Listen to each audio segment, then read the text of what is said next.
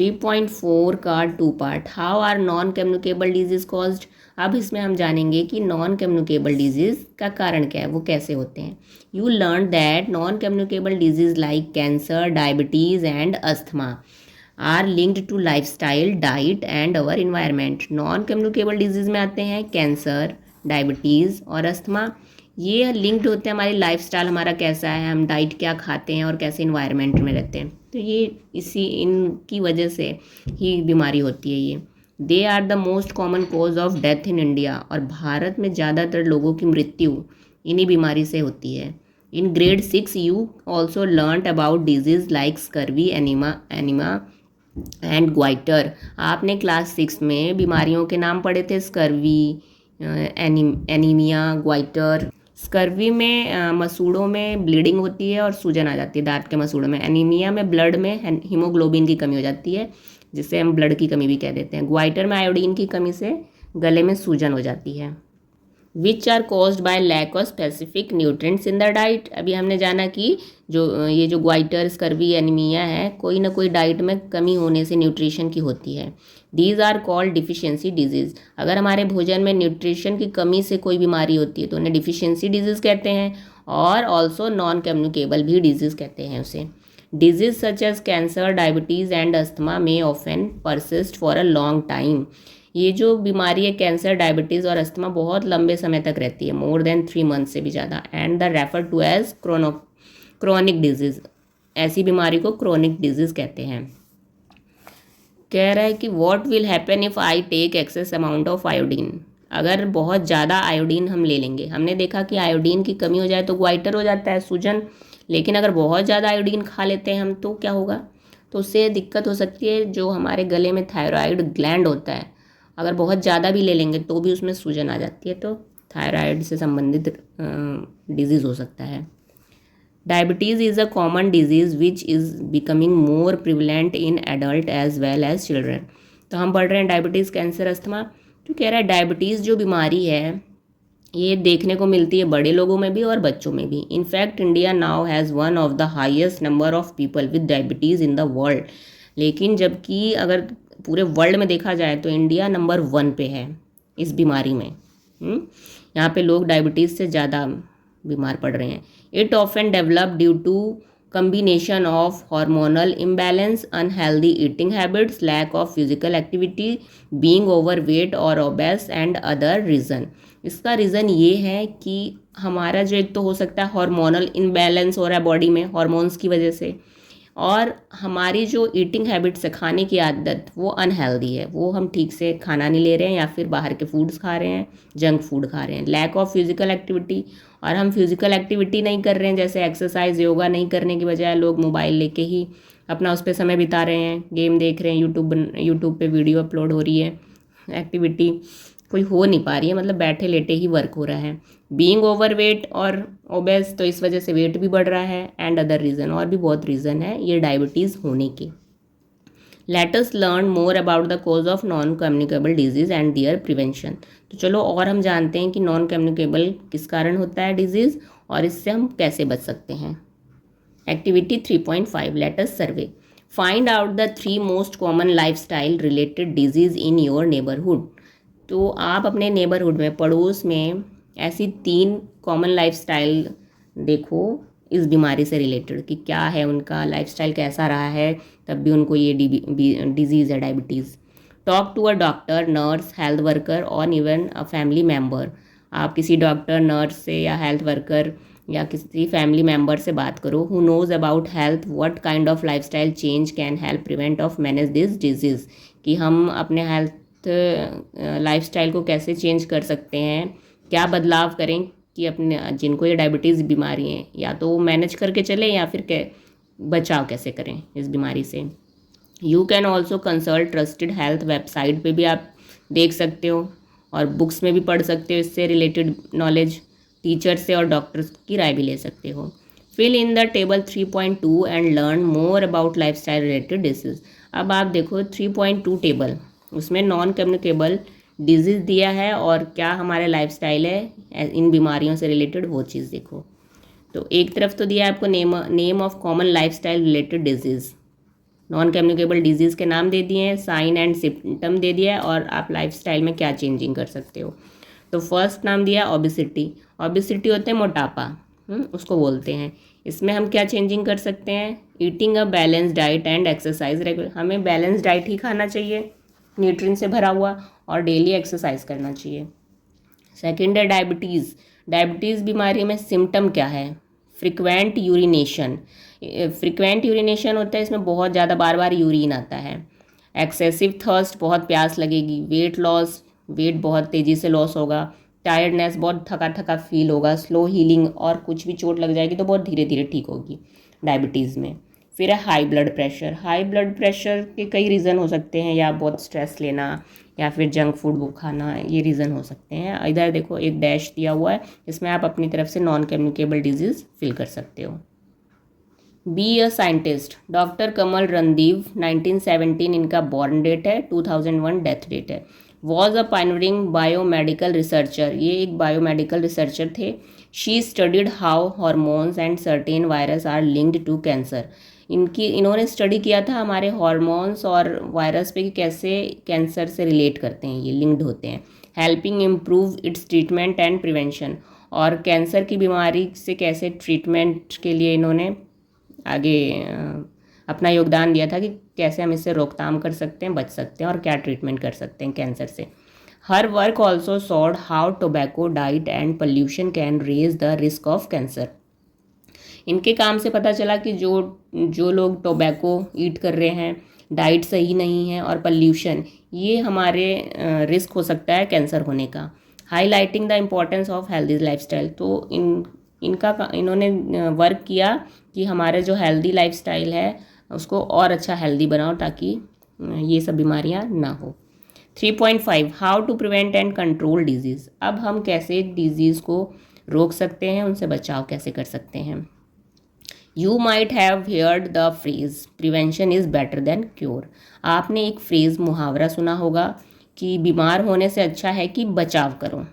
हमें कोई बीमारी होने से पहले अच्छा है कि हम पहले से ही प्रिवेंशन रखें, खुद को बचा के रखें, अच्छी डाइट यूज़ करें, योगा एक्सरसाइज करें, है ना। It is important to protect our self from both communicable and non communicable diseases. अगर हम खुद को बचा के रखेंगे तो हम दोनों तरह की बीमारियों से बच सकते हैं, चाहे वो कम्युनिकेबल डिजीज़ हो या फिर नॉन कम्युनिकेबल डिजीज़। क्लियर, अच्छे से समझ में आ रहा होगा आप लोगों को। Activity 3.6 let us read.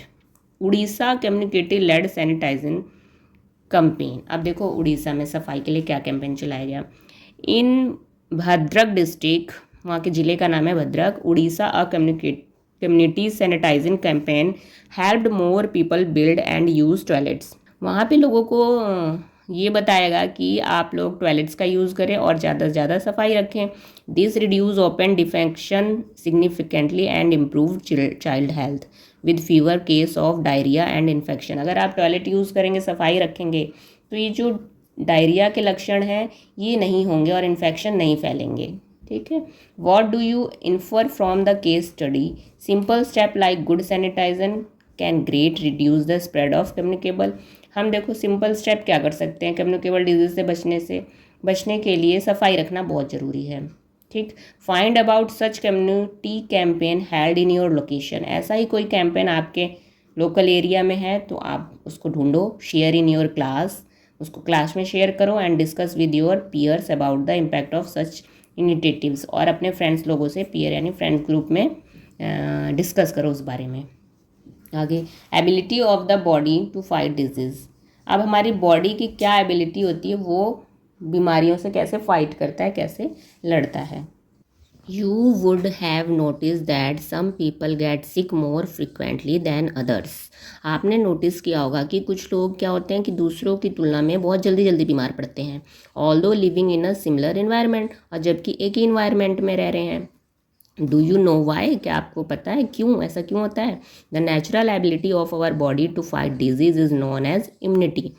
हमारे जो बॉडी में नेचुरल एबिलिटी है, बीमारियों से लड़ने की क्षमता, वो हमारी इम्यूनिटी कहलाती है। Our body has a special system called the immune system that help fight against disease. हमारी बॉडी में कुछ स्पेशल सिस्टम होते हैं जो इम्यून सिस्टम कहलाते हैं, और वो क्या करते हैं, बीमारियों से लड़ने में मदद करते हैं हमारी। You might have taken some drop of injection in your childhood to protect yourself from certain disease. आपको याद होगा कि आप लोगों को बचपन में क्या कुछ वैक्सीन इंजेक्शन लगाए जाते हैं बचपन में, ताकि हम बीमारियों से खुद को बचा सके, such as polio, measles, tetanus, hepatitis. बचपन में कुछ इंजेक्शन लगा दिए जाते हैं बच्चों को, जैसे पोलियो का, मिजल्स है, टिटनेस, हेपेटाइटिस के, ताकि क्या हो, इन बीमारियों से बचने में हमारी मदद हो सके। These are vaccines that help prevent serious infection caused by virus and bacteria. और ये इंजेक्शन को बोलते हैं वैक्सीन्स। इन वैक्सीन्स क्या करते हैं, हमारे शरीर को बचाते हैं वायरस और बैक्टीरिया से, ताकि कोई सीरियस इन्फेक्शन ना हो जाए हमें। A vaccine help our body fight certain disease by training the immune system to recognize and attack harmful germs. ये वैक्सीन हमारे बॉडी में हेल्प करते हैं, हमारी बॉडी को ट्रेंड करते हैं एक तरह से, हमारे इम्यून सिस्टम को, ताकि जो वायरस और बैक्टीरिया इन बीमारियों के आए हमारे शरीर में, तो उनके जर्म्स को ख़त्म कर सके, हमारी बॉडी फाइट कर सके उससे। Providing what is known as acquired immunity protection developed after exposure to a pathogen और वैक्सीन। तो जो वैक्सीन दी जाती है वो इसलिए दी जाती है कि जो पैथोजन बैक्टीरिया वायरस है उससे जान जाए, हमारी इम्यूनिटी सिस्टम पहले से ही रिकॉग्नाइज पहचान ले कि अच्छा ये बैक्टीरिया, ये वायरस पोलियो या फिर टेटनस, हेपेटाइटिस फैलाते हैं, तो वो पहले से ही हमारी बॉडी को प्रिपेयर्ड कर देता है कि इसके बैक्टीरिया या जर्म्स आएंगे तो इससे फाइट करनी है, ताकि हम बीमार ना पड़ सकें। फिर कह रहे हैं vaccine can be made in different ways. ये जो वैक्सीन्स होते हैं अलग अलग तरीके से बनाए जाते हैं, फ्रॉम वीकेंड और डेड पैथोजेंस लाइक वायरस और बैक्टीरिया। ये जो इंजेक्शन वैक्सीन हमें दी जाती है वो या तो बहुत कमज़ोर या फिर डेड पैथोजेंस वायरस और बैक्टीरिया के ही बनते हैं, और फ्रॉम इनएक्टिव और harmless part of the pathogens, या फिर इन बैक्टीरिया वायरस के ऐसे पार्ट से बनते हैं जो हमें हार्म, नुकसान ना पहुंचाएं। ठीक है, वैक्सीन उसी की बनती है और फिर उसी को हमारे शरीर में इंसर्ट किया जाता है। इंसर्ट इसलिए किया जाता है कि उस वायरस और बैक्टीरिया हमारे बॉडी में पहले से जाएगा तो हमारी बॉडी पहचान लेगी, अच्छा ये बैक्टीरिया वायरस ही बीमारी फैलाने के लिए आया है बॉडी में, तो वो उससे लड़ने की कोशिश करेगी ताकि हम बीमार ना पड़ें। तो वैक्सीन ऐसे ही बनाई जाती है। Some newer vaccine instruct our body cells. देखो कुछ नए वैक्सीन होते हैं वो हमारी बॉडी सेल को इंस्ट्रक्ट करते हैं, इंस्ट्रक्शन देते हैं कि देखो ये बैक्टीरिया वायरस आपके बॉडी में एंट्री कर चुका है। To make a harmless part of the germ which our immunity system then learn to fight. और फिर हमारी बॉडी प्रिपेयर्ड हो जाती है, तैयार हो जाती है लड़ने के लिए इन हार्मफुल जर्म से। For example a tetanus shot often given after an injury protect against infection by the tetanus causing bacteria। देखो एग्जाम्पल है कि जैसे हमें टिटनेस का टीका लगा, ठीक है, चोट लगने के बाद, उसके बाद क्या होता है कि जो बैक्टीरिया होता है वो लड़ता है कि अच्छा ये टिटनेस का बैक्टीरिया आ चुका है, तो हम पहले ही बचपन में इंजेक्शन लग चुका होता है, तो फिर टिटनेस का इंजेक्शन लगता है, फिर हमारी बॉडी और तेज़ी से फाइट करती है टिटनेस से। ठीक है, It contain an inactivated bacterial toxin that help the immunity system develop protection without causing the disease। तो इस तरीके से जो इनएक्टिव बैक्टीरिया है वो मदद करता है ताकि और कोई बीमारी हमारे शरीर में डेवलप ना हो सके, ठीक, और हमें प्रोटेक्शन पहुंचाता है हमारा immunity system. Do you know when the first vaccine was discovered. क्या आप जानते हैं कि पहली वैक्सीन कब डिस्कवर्ड की गई। Edward Jenner and the smallpox vaccine. एक एडवर्ड जेनर थे साइंटिस्ट, उन्होंने किया था स्मॉल पॉक्स वैक्सीन सबसे पहले। तो smallpox was a deadly disease that cause blister and killed millions. ये स्मॉल पॉक्स क्या होते हैं, ऐसी बीमारी है जिसमें बहुत ज़्यादा हमारे शरीर पे दाने दाने हो जाते हैं, एंड किल्ड, और बहुत इससे मिलियंस लोगों की जान भी गई है। A milder disease called cowpox seen in cows. इस बीमारी को काउपॉक्स नाम से जाना जाता था और ये सबसे पहले गाय में देखी गई थी। कुड ऑल्सो इन्फेक्ट ह्यूमन्स, और फिर गाय के थ्रू इंसानों में पहुंच गई। In the late 1700s English doctor Edward Jenner discovered that people who had cowpox did not get smallpox. Edward Jenner ने सबसे पहले पता लगाया कि जो लोगों को ये दाने हुए हैं, ब्लिस्टर हुआ है पूरे बॉडी में, ये कोई स्मॉल पॉक्स नहीं है, ये तो काउपॉक्स है। This led to the invention of the first vaccine and helped protect people from small pox. और फिर इन्होंने वैक्सीन बनाया ताकि लोगों की जान कैसे बचाई जा सके, और फिर उसके बाद स्मॉल पॉक्स की भी वैक्सीन बनी। अवर साइंटिफिक हेरिटेज, अब हमारा देखो साइंटिफिक हेरिटेज क्या है, विरासत। लॉन्ग बिफोर मॉडर्न वैक्सीन, बहुत पहले, मॉडर्न वैक्सीन से भी पहले, India had a traditional method called variolation to protect against smallpox. Bharat में भी एक ट्रेडिशनल मेथड यूज़ किया जाता था स्मॉल पॉक्स से बचने के लिए। It involve using material from a smallpox sore to scratch the skin and create a mild infection and build immunity. इसमें क्या किया जाता था, बहुत सारे मटेरियल यूज़ किए जाते थे स्मॉल पॉक्स से बचने के लिए, ताकि स्किन पे जो रैसेस हुए और अपनी बॉडी को, इम्यूनिटी सिस्टम को इन्फेक्शन से बचाने के लिए। People who perform this practice were known as टीकेदार्स। और जो ये प्रैक्टिस की जाती थी इससे बचने के लिए ट्रेडिशनल तरीके से, उसे टीकेदार कहा जाता था। तो हमारे देश में पहले औषधियों का, जड़ी बूटियों का ही होता था यूज़ किसी भी बीमारी से बचने के लिए, और बहुत हाइजीन तरीके से, सफाई तरीके से। जब स्मॉल पॉक्स किसी को होता था तो आप जिस रूम में उस व्यक्ति को रखा जा रहा है बिल्कुल सफाई रखी जाती थी। मेडिसिन्स के रूप में आपको नीम की पत्ती यूज़ की जाती थी, और दवाई के लिए भी जड़ी बूटी पिलाया जाता था। तो जड़ी बूटियाँ बहुत फ़ायदेमंद होती थी, जो आज भी मेडिसिन्स में यूज़ होती है। तो ये मॉडर्न वैक्सीन आने से पहले हमारे देश में इसका पहले से ही इलाज हो रहा था स्मॉल पॉक्स का। थिंक लाइक अ साइंटिस्ट, एक साइंटिस्ट की तरह सोचिए। ऑब्जर्वेशन, पहले हम देखेंगे Jenner observe that milkmaid who had cowpox did not catch smallpox. Jenner observe ने देखा कि जो मिल्क मेड है, दूध निकालने वाली, उसको काउ पॉक्स हुआ है, स्मॉल पॉक्स नहीं हुआ। Likely because the two virus are related, क्योंकि जो काउ पॉक्स या स्मॉल पॉक्स है कम्युनिकेबल डिजीज़ है, तो जब ये दूध निकाल रही है तो इससे संपर्क में आ रही है, तो इसको भी वो बीमारी हो गई है। फिर हाइपोथेसिस, कंटेंट इन द पस of cowpox blister protected people from small pox. फिर देखा गया जिन लोगों को काउपॉक्स ब्लिस्टर, काउपॉक्स में जो छाले होते हैं उसका पस जिन लोगों को दिया गया उनको फिर कभी स्मॉल पॉक्स नहीं हुआ। Experimentation, he tested this by injection cowpox SAP into a boy. जिस बच्चे को ये काउपॉक्स का इंजेक्शन दिया गया था उसका सैप निकाल के ब्लिस्टर में से, who later showed no illness when exposed to smallpox। तो बाद में देखा गया कि उसको कोई भी बीमारी, मतलब बीमार नहीं पड़ा, उसे कोई फीवर नहीं हुआ, और उसको फिर कभी स्मॉल पॉक्स भी नहीं हुआ, क्योंकि एक बार काउपॉक्स का ऐसे इंजेक्शन दिया जा चुका था। Result, he found that people who were infected with cowpox सैप were now resistant to smallpox. तो उन्होंने पाया कि जिनको ये काउपॉक्स सैप दिया गया है उन्हें फिर आगे कभी भी स्मॉल पॉक्स नहीं हुआ।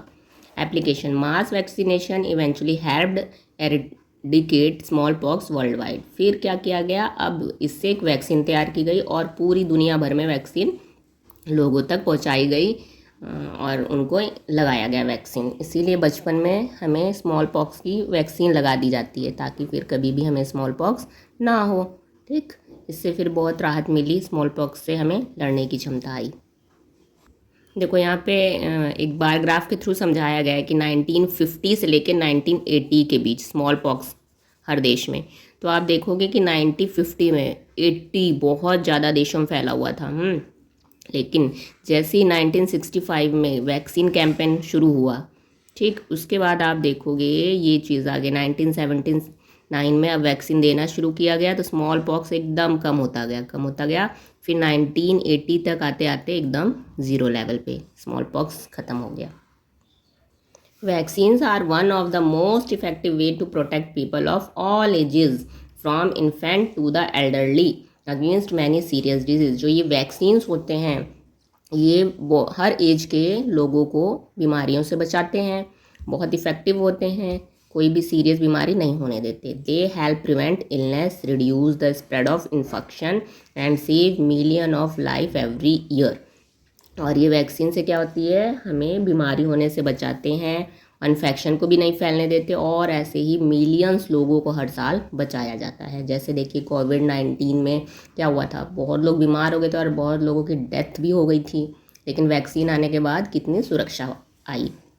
It is important to remember the vaccine are preventive, not curative. They can help minimize serious disease before they happen.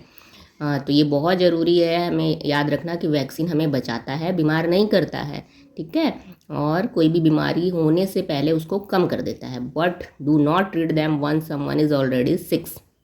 और लेकिन वैक्सीन अगर किसी को लगी है तो उसे सिक बीमार नहीं सोचना चाहिए, ऐसा ट्रीट नहीं करना चाहिए कि वो बीमार है। सम पीपल में फियर और डाउट वैक्सीन, कुछ लोग क्या होते हैं कि डरते हैं या डाउट करते हैं वैक्सीन पे कि अगर वैक्सीन लग गई तो हम और बीमार पड़ जाएंगे, but scientist and doctor carefully test them for safety. लेकिन जो हमारे साइंटिस्ट और डॉक्टर हैं कंट्री में पहुंचाने से पहले, लोगों के पास पहुंचाने से पहले वैक्सीन को अच्छे से टेस्ट कर चुके होते हैं, तो वो जब प्रूव हो जाता है 100% कि हाँ सेफ़ है तभी वैक्सीन आती है, तो इसलिए डरना नहीं चाहिए।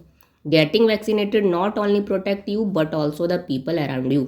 अगर आप वैक्सीनेशन लगवाते हो, करवाते हो, तो आप भी सुरक्षित रहोगे और आपके अगल बगल लोग भी सुरक्षित रहेंगे, क्योंकि अगर हमने वैक्सीन लगवाया है तो जो कम्युनिकेबल डिजीज़ है वो हमारे थ्रू किसी और को भी नहीं होंगे, इसलिए वैक्सीनेशन लगवाने से डरना नहीं चाहिए। Ever heard of India's role in vaccine production. अब देखो वैक्सीन प्रोडक्शन में, उत्पादन में इंडिया का क्या रोल है। India is one of the world largest vaccine producer. पूरी दुनिया भर में इंडिया का भी बहुत ज़्यादा योगदान है वैक्सीन को बनाने में। It manufacture vaccine on a massive scale and supply them to many countries. ये भी भारत, हमारा देश भी बहुत ज़्यादा मात्रा में वैक्सीन बनाता है और बनाने के साथ दूसरे देश को भी सप्लाई करता है, पहुँचाता है। Indian vaccine companies played a key role during the कोविड-19 pandemic and continue to support global health effort. जब कोविड-19 था, दुनिया भर देश की दवाइयाँ ख़त्म हो रही थी, तो हमारा देश ही आगे बढ़ के कितना मदद किया था, कितना प्रोटेक्ट किया था इस कैंपेन को आगे बढ़ाने में, कोविड से लड़ने के लिए, है ना। तो पूरे ग्लोबल लेवल पे, वर्ल्ड लेवल पे हमारे देश से दवाइयाँ जा रही थी, दूसरे देशों तक पहुँचाई जा रही थी। डॉक्टर महाराज किशन भान was a well non Indian doctor and scientist. ये जो डॉक्टर महाराज किशन भान हैं, ये हमारे देश के साइंटिस्ट और डॉक्टर दोनों हैं। As secretary of the department of biotechnology के ये सेक्रेटरी हैं। He help promote science and innovation in India. इनकी बहुत ज़्यादा मदद मिली है भारत को क्या करने में, साइंस को प्रमोट और उसे इनोवेट करने में। ही played a key role in developing the rotavirus vaccine.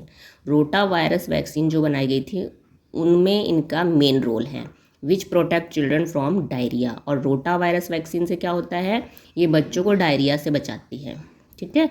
Diarrhoea में क्या होता है, दस्त लग जाएगा और बहुत ज़्यादा पेट दर्द करेगा, उल्टियाँ होंगी, तो बहुत ज़्यादा ये बच्चों में देखा जा रहा था, तो फिर वैक्सीन बनाया गया एक रोटा वायरस नाम की। He believed in using research to create affordable health care and made a big difference in India's health and biotechnology sector. इनका विश्वास था, रिसर्च किया और मतलब हेल्थ केयर में नई नई रिसर्च करके और नई नई वैक्सीन्स क्रिएट करके अलग अलग तरीके पे इंडिया के हेल्थ में इम्प्रूवमेंट किया गया इनके हेल्प से भी। 3.5 का 1 ट्रीटमेंट ऑफ डिजीज़, बीमारियों का इलाज कैसे हो। If our immune system fail to protect us against an infectious disease we fall ill and need to visit a doctor. अगर हमारी इम्यूनिटी सिस्टम हमें बीमारी या किसी इन्फेक्शन से प्रोटेक्ट नहीं कर पा रही है, यानी फाइट नहीं कर पा रही है किसी बीमारी से हमारी बॉडी, तो हम बीमार पड़ जाते हैं और फिर हमें डॉक्टर के पास जाना पड़ता है। द डॉक्टर में give us medicine called antibiotics. तो डॉक्टर हमें कुछ दवाइयाँ देता है जिसे हम एंटीबायोटिक्स कहते हैं, which kill the bacteria that might have cause the disease. और वो एंटीबायोटिक्स क्या करता है, जिस बीमारी का बैक्टीरिया हमारे शरीर में आया है उसको ख़त्म करने की कोशिश करता है। Antibiotic work only against bacterial infection. और ये जो एंटीबायोटिक्स होते हैं सिर्फ जो बैक्टीरिया से इन्फेक्शन फैला है उसी को ख़त्म करते हैं, because they target part of bacterial cells that are different from human और अदर एनिमल सेल्स। क्योंकि एंटीबायोटिक्स ऐसे तैयार की जाती है कि वो बॉडी के सेल्स को ना ख़त्म करे, सिर्फ बैक्टीरिया जो एंटर किया है हमारे शरीर में बीमारी फैलाने का उसको ख़त्म करें। They do not work against virus और डिजीज़ कॉज्ड बाय प्रोटोजोआ। लेकिन ये जो एंटीबायोटिक्स होती हैं वो वायरस को नहीं ख़त्म कर पाता या फिर प्रोटोजोआ से फैलने वाली बीमारी को ख़त्म नहीं कर पाता, ठीक है, ये जो एंटीबायोटिक्स होती हैं। Discovery of the first antibiotic penicillin. अब जो पहली एंटीबायोटिक्स थी उसकी खोज कैसे हुई, इसका नाम था penicillin. Penicillin was discovered in 1928 by Alexander Fleming. Penicillin था वो पहली बार खोजा गया 1928 में, और किसने खोजा था?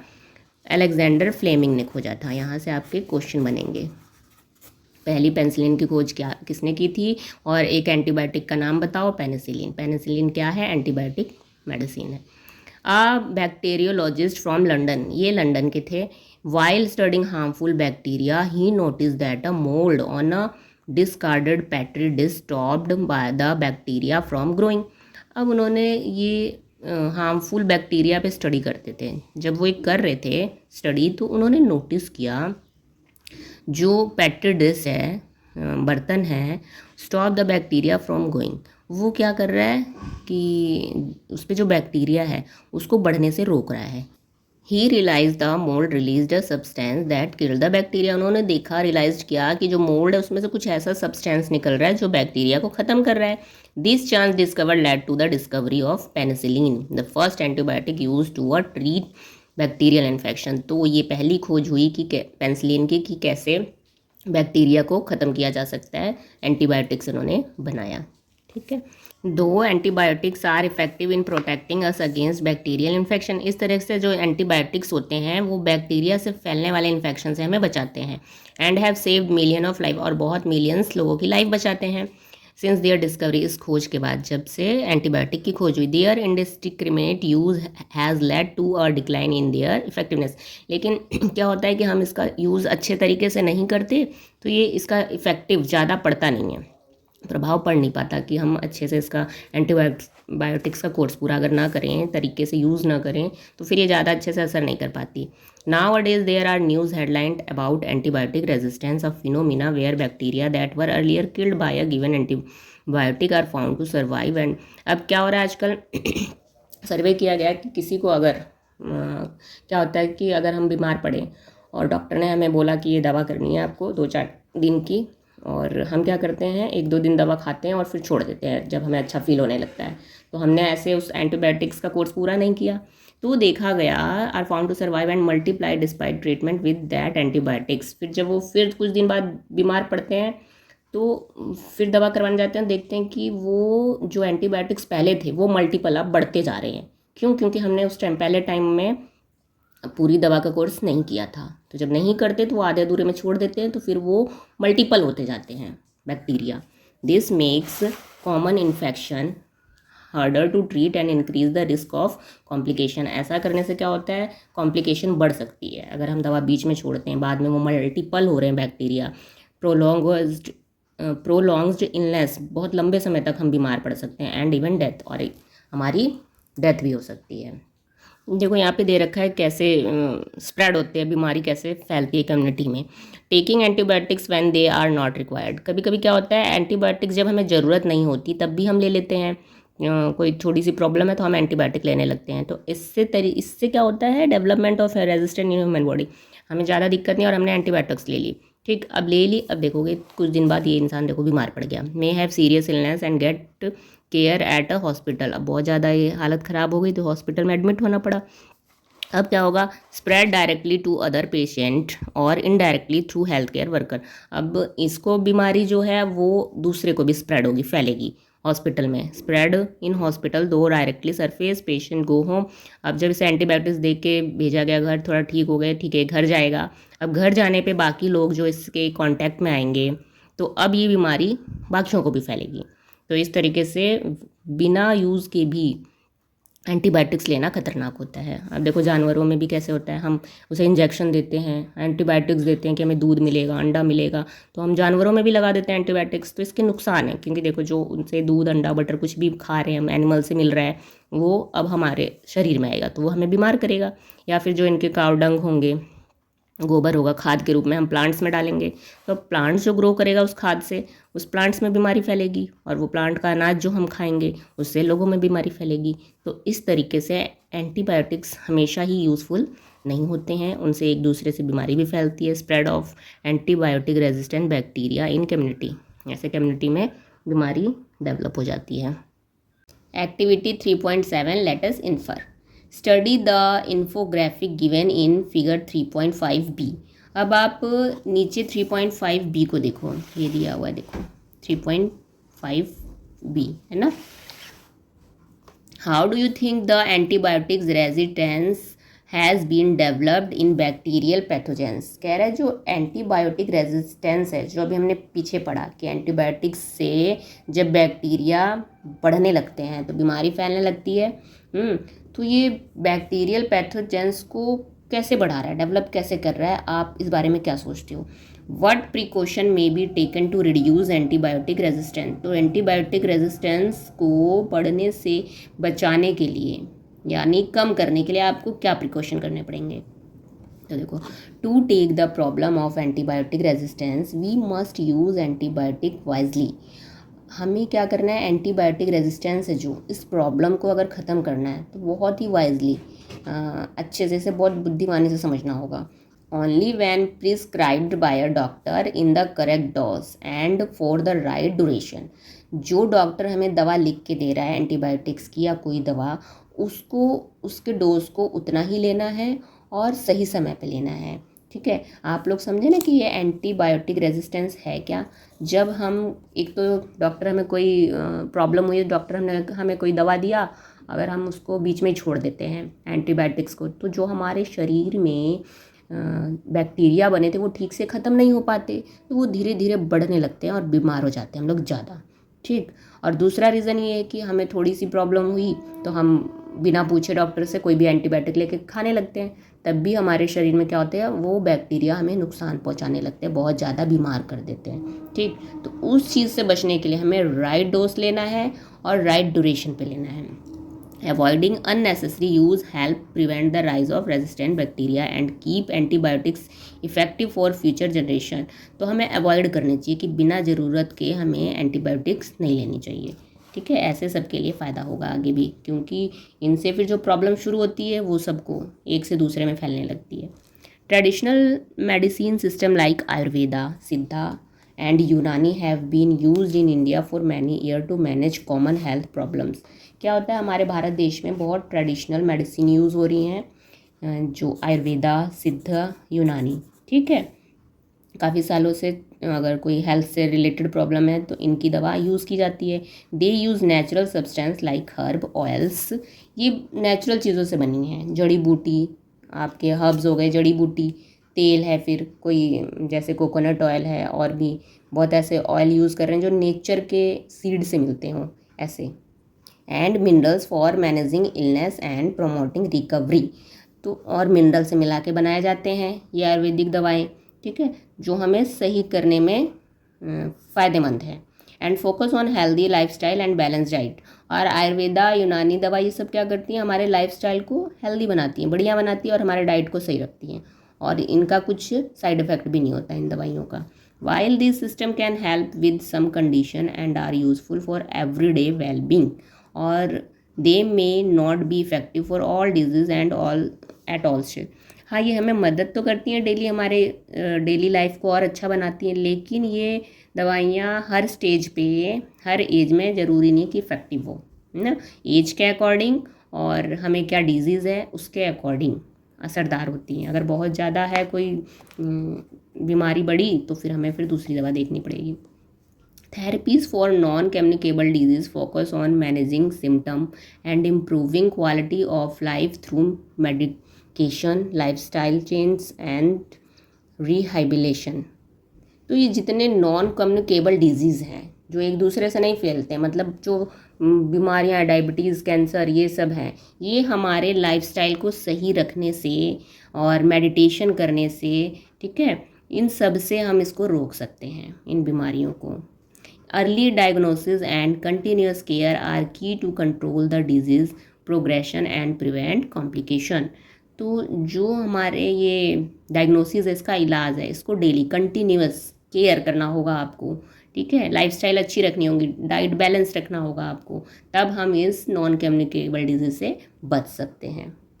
अच्छा, इस डायग्राम में देखिए क्या दे रखा है, how bacteria became resistant to antibiotics. कैसे जो बैक्टीरिया हैं वो एंटीबायोटिक रेजिस्टेंस को बढ़ाते हैं। तो ये देखो, a few microbes develop resistance to antibiotics. कुछ माइक्रोब्स जो होते हैं एंटीबायोटिक्स से डेवलप हो जाते हैं। When antibiotics kill bacteria causing illness they also kill good bacteria protecting the body from infection. जब हम कोई एंटीबायोटिक्स लेते हैं तो वो बीमारी को तो ख़त्म करता है, उसके अलावा जो अच्छे भी बैक्टीरिया हैं हमारे अंदर शरीर के उसको भी मारने लगता है।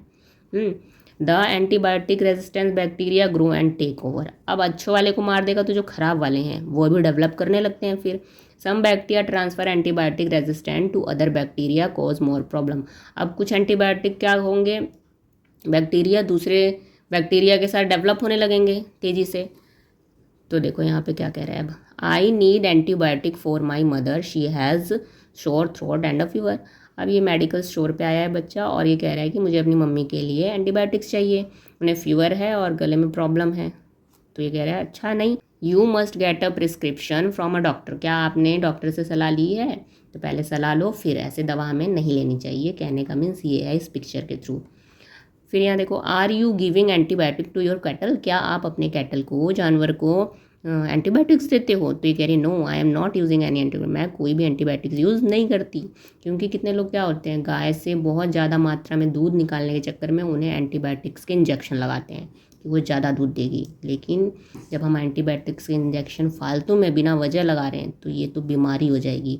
गाय बीमार होगी तो उससे दूध निकलेगा, जो दूध पिएगा हम बीमार होंगे। तो ऐसा नहीं करना चाहिए। फिर देखो यहाँ पे no no do not give antibiotic injection to your cattle. तुम्हें अपने कैटल को एंटीबायोटिक इंजेक्शन नहीं देना चाहिए। It will develop antibiotic resistance otherwise. नहीं तो क्या होगा, एंटीबायोटिक रेजिस्टेंस वही बढ़ने लग जाएगा, एक से दूसरे में, दूसरे से तीसरे में, ऐसे ही फैलता चला जाएगा। अब देखो यहाँ पे स्नैपशॉट्स दिया हुआ है कि हमने इस ओवरऑल पूरे चैप्टर में क्या पढ़ा है, एक बार इसे रिवीजन कर लेते हैं। Health means complete physical mental and social well being, not just the absence of disease. जब हम कहते हैं कि हमारी हेल्थ अच्छी है, हमें कुछ नहीं हुआ, तो हेल्थ का मतलब ये नहीं होता है कि हमें बीमारी नहीं है कोई या हम बीमार नहीं हैं। हेल्थ मीन्स होता है कि हम फिजिकल भी स्ट्रांग रहें, मेंटल दिमाग से भी, और सोशल, ठीक है, कि लोगों के बीच में कैसा उठना बैठना बोलना है, हर तरीके से हमें फिट रहना है। Being happy help us stay active and healthy. अगर हम खुश रहेंगे तो एक्टिव और स्वस्थ रहेंगे। And good health also improve our mood. और अगर हमारी सेहत अच्छी है तो हमारा दिन भी अच्छा, मूड भी अच्छा रहेगा। Health and happiness are closely related. जो हमारी सेहत है वो खुशी और सेहत दोनों एक दूसरे से रिलेटेड है। अगर हम दुखी रहेंगे तो इसका असर हमारे हेल्थ पे पड़ेगा। अगर हम बहुत खुश रहेंगे हमेशा तो तब भी हमारी सेहत अच्छी बनी रहेगी। A disease affect the normal working of the body और माइंड। कोई भी बीमारी हमारे काम को और शरीर को, दिमाग को प्रभावित करती है। Symptom are what we feel. जो भी सिम्टम है जो हम फील करते हैं, जैसे पेन और टायर्डनेस, हमें कोई दर्द हो रहा है या फिर थका फील कर रहे हैं। Sign are what can be seen और मेजर्ड लाइक फीवर और रैश। या फिर हमें क्या दिख रहा है, कहीं रैशेस तो नहीं है हमारे शरीर पे, रैशेज यानी चकते धब्बे, कुछ दाने वाने, ऐसा तो नहीं है, या फिर फीवर, ऐसा तो कुछ नहीं हो रहा है। तो ये सिम्टम होता है कि हाँ हमें कोई दिक्कत हो रही है शरीर में। Non communicable disease like diabetes and heart disease are caused by lifestyle and environmental factor, not germs. ये जो नॉन कम्युनिकेबल डिजीज़ है, जैसे हमें डायबिटीज़ हुआ है या फिर हार्ट डिजीज़ हुआ है, हार्ट से रिलेटेड, दिल से संबंधित कोई बीमारी, तो ये जर्म से नहीं फैलते। ये हमारी लाइफस्टाइल और इन्वायरमेंट पे डिपेंड करता है कि हम कैसे खा पी रहे हैं, हमारा रूटीन क्या है डेली का, हम एक्सरसाइज, योगा या फिर सही डाइट ले रहे हैं कि नहीं, ठीक है। They can often be prevented with healthy habits, lifestyle change and regular exercise. देखो, हमें इन बीमारियों से बचने के लिए अपने हेल्दी हैबिट्स को सही रखना होगा। Infectious disease are caused by pathogens like bacteria, virus और वर्म्स। जितने भी इन्फेक्शन फैलाने वाली बीमारी होती हैं वो पैथोजेन से फैलते हैं। पैथोजेन मतलब बैक्टीरिया, वायरस और वर्म से फैलते हैं।